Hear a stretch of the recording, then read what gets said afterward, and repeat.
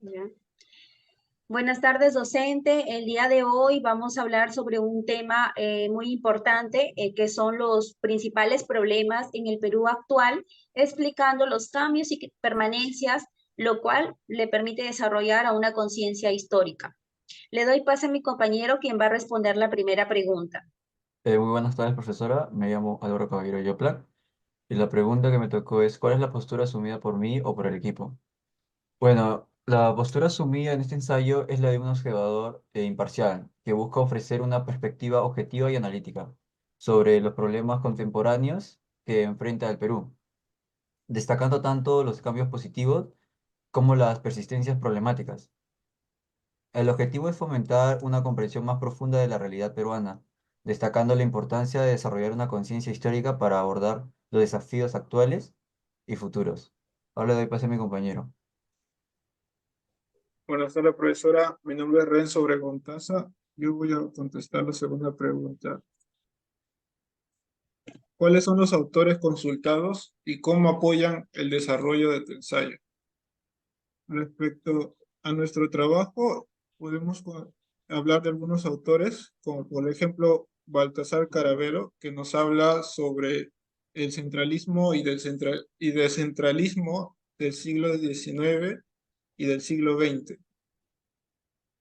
También tenemos a Carlos Fernando de Trasegnis, que en su artículo es más que todo una entrevista que se le hace al presidente Pedro Pablo Kuczynski en el año 2014, en donde alguna de las preguntas era: ¿qué sería necesario para el crecimiento económico no se detenga a pesar de que el enfriamiento de la economía china?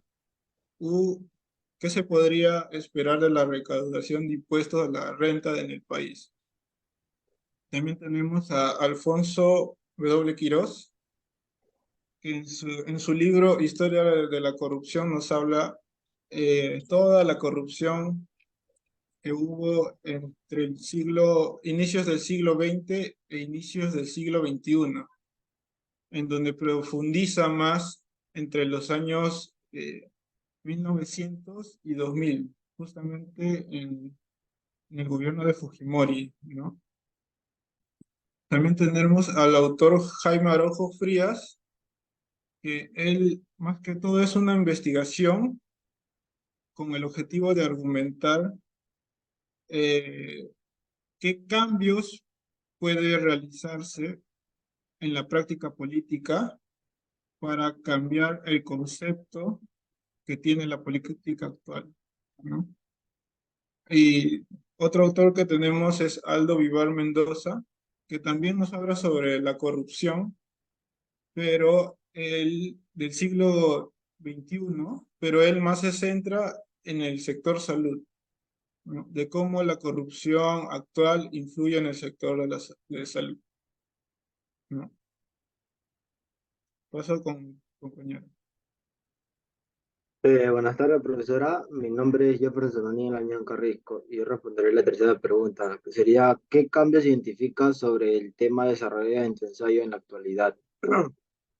Bueno, basándonos en el ensayo proporcionado, observamos que algunos cambios actuales en el Perú podrían incluir avances continuos en la lucha contra la corrupción, posiblemente con nuevas medidas implementadas.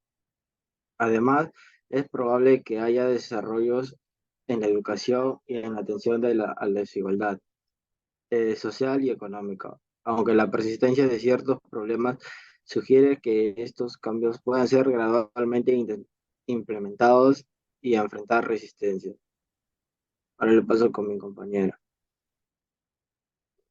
Buenas tardes, docente. Mi nombre es Daisy Susan Silva Julcas y voy a dar respuesta a la siguiente pregunta. ¿Qué permanencias identificas sobre el tema desarrollado en tu ensayo en la actualidad? Bueno, como permanencias tenemos desigualdad social y económica. Eh, Existe la desigualdad que ha sido una característica persistente en la historia del Perú, como las brechas económicas y sociales entre diferentes grupos de la sociedad. En lo que respecta a corrupción, tenemos una permanencia de corrupción que ha sido problema arraigado en la historia peruana, afectando diversas instituciones y niveles de gobierno. Y esto lo seguimos viviendo en la actualidad, como son los problemas que tenemos ahora con el gobierno y también con los congresistas.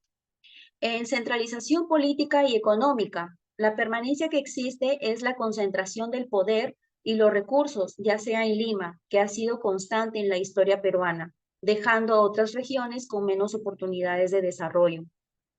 En lo que son conflictos sociales, la permanencia es la presencia de conflictos sociales, ya sea por temas de tierras, recursos o brechas, que ha estado presente en distintas épocas del país y que todavía continúan esos problemas. En lo que es identidad de cultura y diversidad, la diversidad étnica y cultural del Perú ha sido una constante en su historia, pero a veces ha llevado a tensiones y desafíos de integración. En lo que respecta a vulnerabilidad ante desastres naturales, tenemos una permanencia en que la ubicación geográfica del Perú lo hace vulnerable a desastres naturales como terremotos, inundaciones y sequías, y aún continuamos con ese problema, ya sea por obras que han quedado inconclusas y porque realmente no estamos preparados para recibir este tipo de desastres. Ante todo este tema, digamos que el desarrollo de una conciencia histórica permite comprender cómo estos elementos han interactuado a lo largo del tiempo, influyendo en la situación actual del país. Muchas gracias.